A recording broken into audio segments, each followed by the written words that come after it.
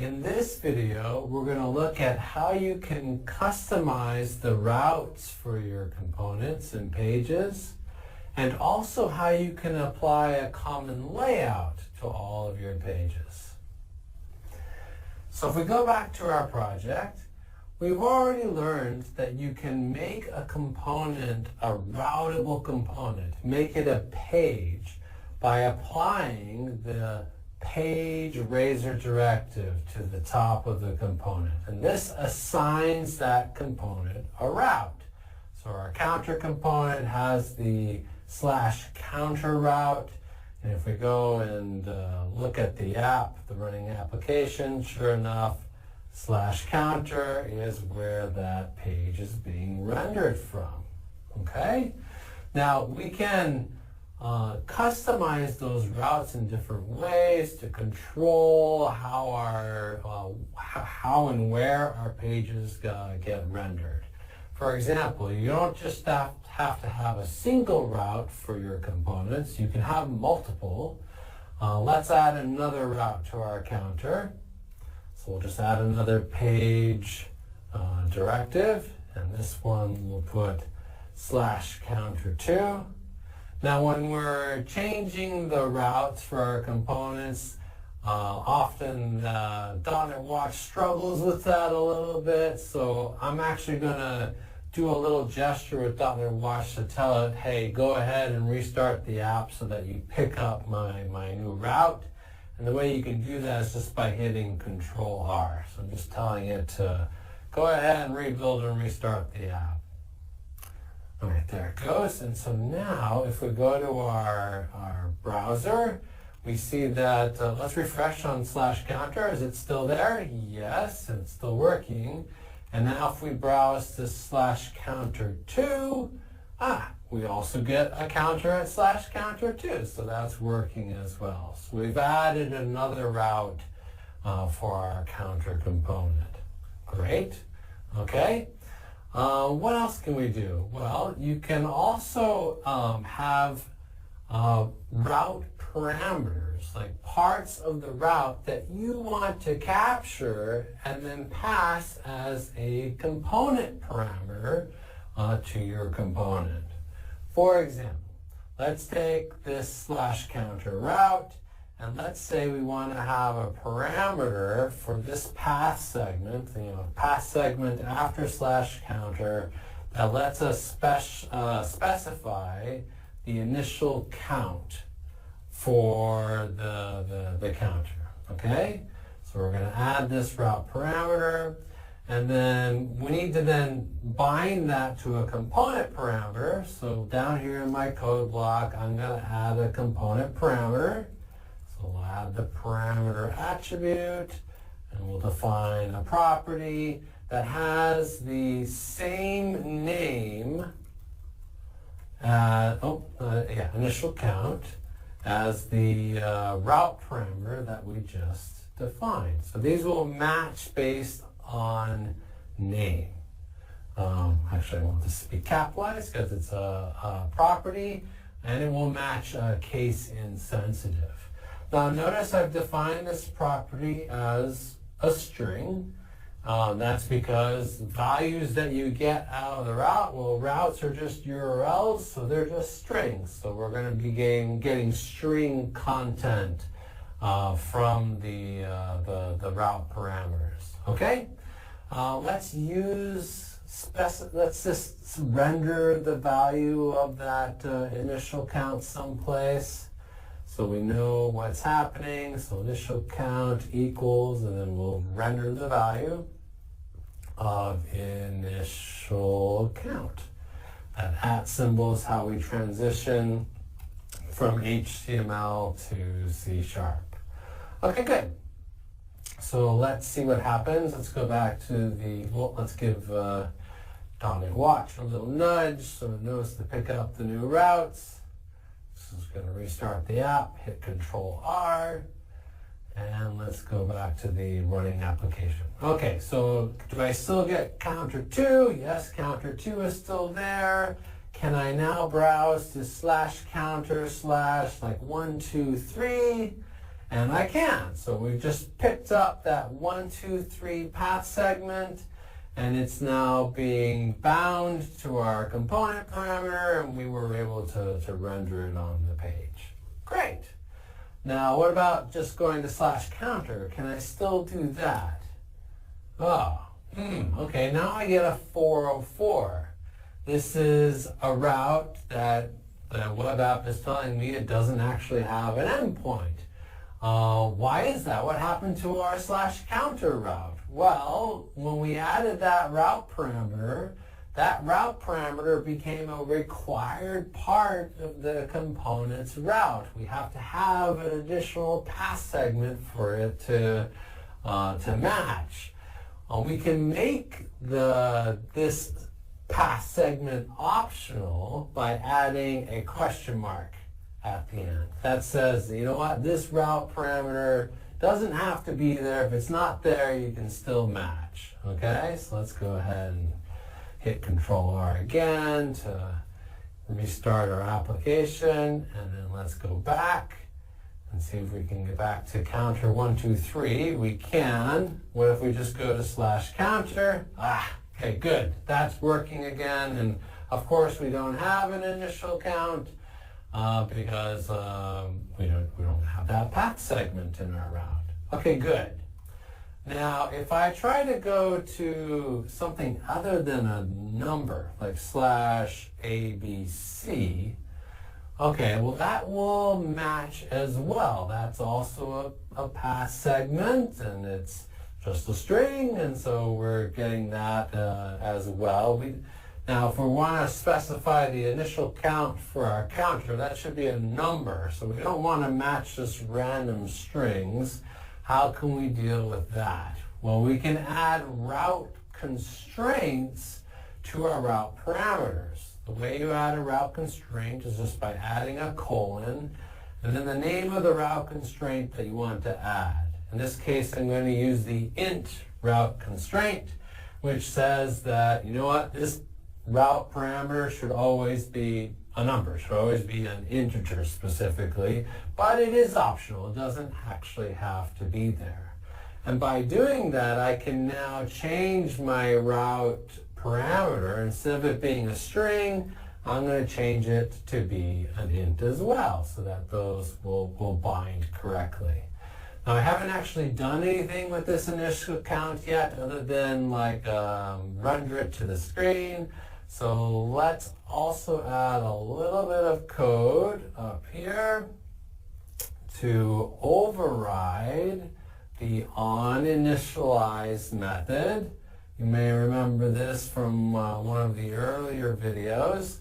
OnInitialize is a special Blazor component lifecycle method that's called right after the component is created so that you can initialize the component state. So I want to initialize the current count to be the initial count, just like that. Okay? And now we should go ahead and tell .NET Watch to restart. There it goes, and let's see if that is now working. So if I go back to /counter is working. Got our initial count at 0. All right, so that's working. What if we now try to browse to /1, 2, 3? Aha, so the initial count did get bound, and also the current count is starting at 1, 2, 3. And if I click the button, we increment from there. And is that route constraint now working? Like if I browse to /ABC, I get a 404. And that's what we want. Like we don't want to match the route when we just have random letters for the initial count. That wouldn't make sense. Okay? So that's how you can add additional routes to your Blazor components, get parameter values out of those routes, and then add constraints and make route parameters optional. Now, where does that routing actually happen in a Blazor web application? Well, it's actually handled by another component, by the Blazor router component. And we can see that in the app code. If we look in this routes.razor file, this is a component that's in our project, in our app. And here we can see the built-in Blazor router is being used and being set up so that it can take care of discovering all the routable components in my application, figuring out what route parameters they have, and then feeding that information along so that that page can then be rendered with those route parameters. Okay, so that's what the Blazor router component does, and is usually already set up for you in the when you create your Blazor web app project. The routes component, this routes.razor file, that's being used from app.razor. App.razor is the root component for our Blazor web app. This is the first component that actually renders in response to any request that comes to our Blazor web application. And we can see that it's the one that's actually setting up the root HTML document that's being rendered.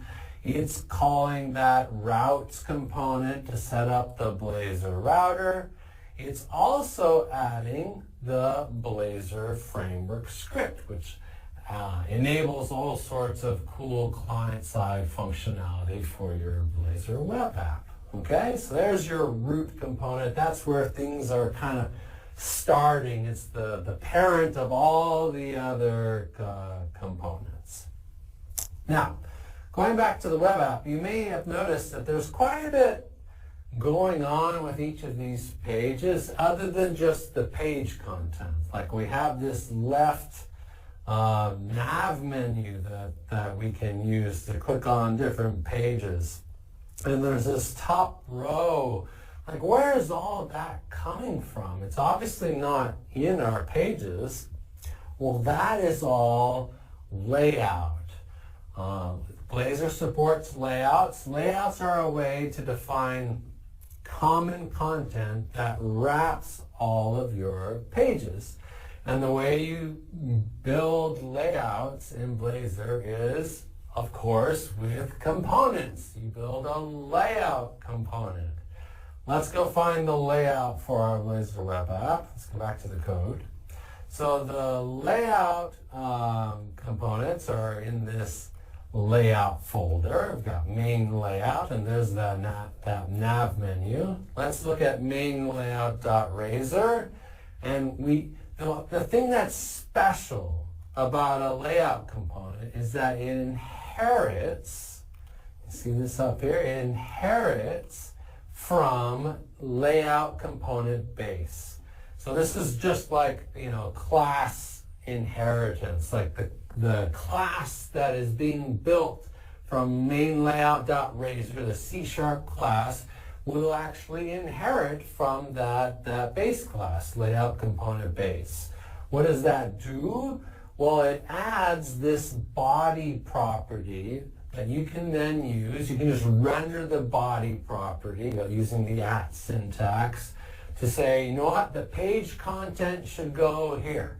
And I want to wrap that page content with everything else. Like all this other stuff is going to go around the page. So that's how you build a layout in Blazor, by defining a component that inherits from layout component base. Up top, you can see that's where the nav menu is being set up. The nav menu is just another custom component that's defined in the sample code in the Blazor project. Let's go take a look at that. Here's nav menu. It's pretty much all just standard HTML. The only thing that's a little fancy about it is it's using this navlink component. What is that? Well, navlink is a built-in component in Blazor that just renders an anchor tag. The only additional thing it adds is if the browser URL matches the anchor tag link, then it will the navlink component will add a CSS class to the anchor tag. It'll add like active. And we can see that in the app. Let's go back to the application. You see how in the navlink, whenever I click on home, counter, or weather, it kind of gets highlighted because that's the active page. If we look in the browser DevTools, and let's inspect like this weather tab, we can see, sure enough, there's an anchor tag that got rendered by the navlink, and it has this extra active CSS class that you can use, normal CSS style rules in order to style however you like. So that's all navlink is. It's really just an anchor tag with that one little, extra feature. All right. So that's how you build a layout. How do you then apply it to your pages? Well, the easiest way to do that is actually using the Blazor router. If we go back to routes.razor, here's our Blazor router.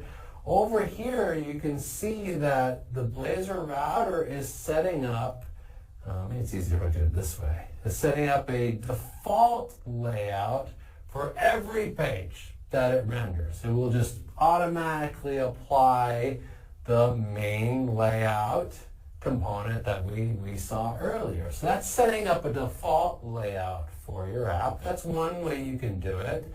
The other way you can do it is you can apply a layout to a specific page. Like let's say on the home page, we want to apply a layout just for this one page. We can do that by using the @layout_razor directive, and then here you specify the layout that you want to use. Like if I wanted to use main layout on the home page, that's how I would do it. Of course, that won't change anything because it's already using that layout as the default layout, but we could then create a different layout that just applies to this one page, and that would work too. All right.